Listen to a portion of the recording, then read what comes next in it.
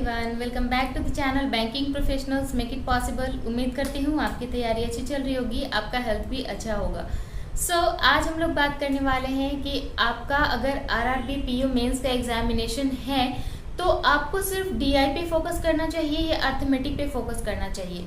Quants का level किस type का होता है आरआरबी पीओ मेंस में क्वांट्स का लेवल क्या होगा, किस टाइप का क्वेश्चन आपको प्रिपेयर करना चाहिए, किस टाइप के क्वेश्चन की प्रैक्टिस करनी चाहिए, इससे रिलेटेड ये पूरा वीडियो होने वाला है। उम्मीद करती हूँ आपने अभी तक चैनल को सब्सक्राइब किया हुआ होगा, नहीं किया तो सब्सक्राइब करके बेल आइकन दबा लीजिए ताकि आगे आने वाली वीडियो की अपडेट आपको मिलते रहे। तो चलिए शुरुआत करते हैं। देखिए, सबसे पहली बात कि आप कोई एक सेक्शन छोड़ नहीं सकते हैं। जैसे अगर आप सिर्फ डीआई की तैयारी करते हैं, अगर डीआई टफ आ जाता है तो क्या आपने अर्थमेटिक की तैयारी की है? नहीं की है तो फिर डीआई भी टफ आ गया, बहुत ज़्यादा कैलकुलेटिव, बहुत ज़्यादा टाइम कंज्यूमिंग हो गया, तो हमने अर्थमेटिक की तैयारी की नहीं है तो अर्थमेटिक बनेगा कैसे? और सेक्शनल कट ऑफ भी होता है आरआरबी में, ये ध्यान रखिएगा, एसबीआई नहीं है, ठीक है। तो यहाँ पे हमें सेक्शनल कट ऑफ भी क्वालिफाई करना होता है। तो तैयारी आखिर कैसे करनी है?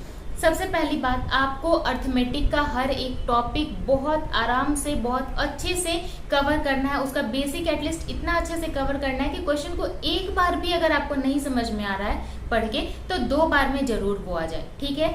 बहुत सारे बच्चे, मुझे पता है, यहाँ पे ये कहने वाले हैं कि हमने बेसिक अपनी क्लियर कर रखी है बट फिर भी हमसे सवाल नहीं बनता। तो जिस टाइप का सवाल आपसे नहीं बनता, जिस टॉपिक का सवाल आपसे नहीं बनता, तो वो टॉपिक बार बार रिवाइज कीजिए। हर दूसरे दिन, तीसरे दिन उस टॉपिक के 2-4 क्वेश्चन जरूर लगाइए, वो क्वेश्चन आपसे बनने लगेंगे। क्वेश्चन को माइंड में फ्रेम करना सीखिए कि किस टाइप से क्या पूछ रहा है, ठीक है। क्वेश्चन को समझ जाइएगा, आपको इम्प्लीमेंट करना आ जाएगा। और इम्प्लीमेंट सिर्फ एक बार फॉर्मूला पढ़ के और एक बार सवाल पढ़ के नहीं आएगा, बार बार उस टाइप के क्वेश्चन को पढ़ के करके करने से ही आएगा, ठीक है। अब मैम आप ऐसा क्यों बोल रही हैं कि डीआई नहीं बनेगा और आपको अर्थमेटिक कवर करना चाहिए? देखिए, पहली बात कि आप तैयारी कर रहे हैं, आपको 100% तैयार रहना होगा। आप सब चीज का प्रैक्टिस कीजिए।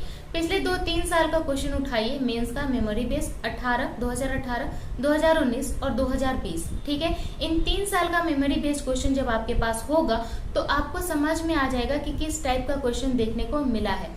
अभी तक 2-3 साल का ट्रेंड यही रहा है कि रीजनिंग सेक्शन को इजी करता है और क्वांट्स को थोड़ा टफ बनाता है, ठीक है।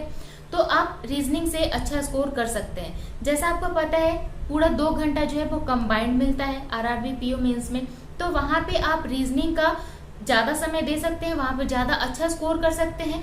और यहाँ पे क्वांट्स में उतनी तो स्कोर कर ही सकते हैं कि आपका सेक्शनल कट ऑफ भी क्लियर हो जाए, ठीक है, क्योंकि सेक्शनल कट ऑफ है यहाँ पे। अब आती है बारी कि एक डीआई बनाए तो क्या होगा। एक डीआई में 5 सवाल बनाएगा, 5 गुने 1.25 कर लीजिए, ठीक है। कितना आ गया? 125 25 625, 6.25 मार्क्स। अगर कट ऑफ इससे ज्यादा हो गया तो अर्थमेटिक आपको एनी हाउ करना ही होगा और कोई दूसरा ऑप्शन नहीं है। अर्थमेटिक की प्रैक्टिस आप करके जाइए। आई एम श्योर कि अगर आपसे एक भी डीआई नहीं बनता है तब भी आप क्वांट्स में अच्छे स्कोर कर सकते हैं। 18-20 नंबर आपका आ जाएगा, नो डाउट। 12 से 15 सवाल भी अगर आपके बन जाते हैं अर्थमेटिक के, तो अगर आपका 12 सवाल भी बनता है तो 12 नंबर ऐसे और 0.25 मार्क्स हर एक के लिए, तो 12-3 15 नंबर वहां पे वैसे ही हो गया, ठीक है। अगर 15 बना लिया आपने तो 15 नंबर और यहाँ पे 15-3 18, 18.5 नंबर के आसपास आपका वहां पे आ जाएगा, ठीक है। तो अगर इतना स्कोर आप 18 नंबर तक ला रहे हैं तो अर्थमेटिक की बदौलत, अगर डीआई नहीं बना तब के केस में, ठीक है। प्रैक्टिस आप सारा कीजिए लेकिन डीआई के भरोसे मत बैठिएगा, ठीक है। ये थी बात कि डीआई और अर्थमेटिक में क्या हमें चूज करना चाहिए। प्रैक्टिस सब कीजिए लेकिन अर्थमेटिक पे फोकस ज्यादा कीजिएगा। इसका भरोसा आपको कैसे होगा कि अर्थमेटिक ही ज्यादा आता है और अर्थमेटिक ही ज्यादा बच्चे सॉल्व करते हैं? बहुत सारे ऐसे फैकल्टी भी हैं और बहुत सारे ऐसे एस्पिरेंट्स भी हैं जो कि डीआई ही करके आते हैं। मैं उनकी बात नहीं कर रही जो कि सिर्फ और सिर्फ क्वांट्स के फैकल्टी हैं, डेफिनेटली वो क्वांट्स बहुत अच्छा करेंगे, लेकिन यस, मैं वहां पे एग्जामिनेशन में दिमाग उस समय लगाती हूँ कि कहाँ पे मुझे ज्यादा स्कोर मिलेगा और कहाँ पे कम। इसके लिए मैंने आपको बताया है कि कैसे स्कैन करते हैं क्वेश्चन को और कैसे कौन से क्वेश्चन को अटेम्प्ट करते हैं, ये बहुत बार मैंने बता रखा है, तो आप उस वीडियो को देख सकते हैं।